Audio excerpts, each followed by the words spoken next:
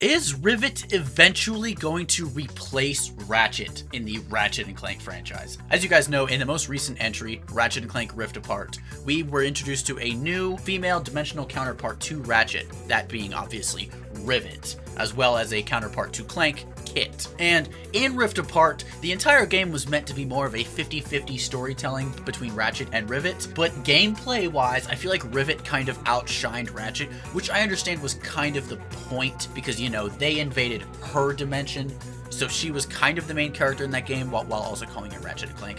But we got to know a lot about Rivet, we got to learn Rivet's story, we got to learn a lot about Kit, we got bonding, and we overall just had more to do with Rivet than Ratchet in that game.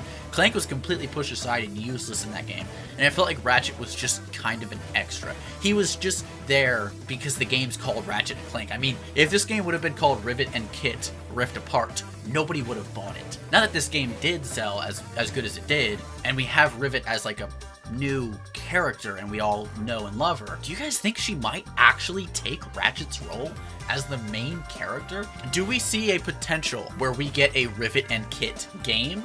Or are we just gonna stick with Ratchet & Clank games with her being the main thing? Or do you just think Ratchet might just say, fuck this, I'm retiring, Rivet, you got this, and just hands her over the wrench? What do you guys think? Do you guys think Rivet actually has a chance of replacing Ratchet?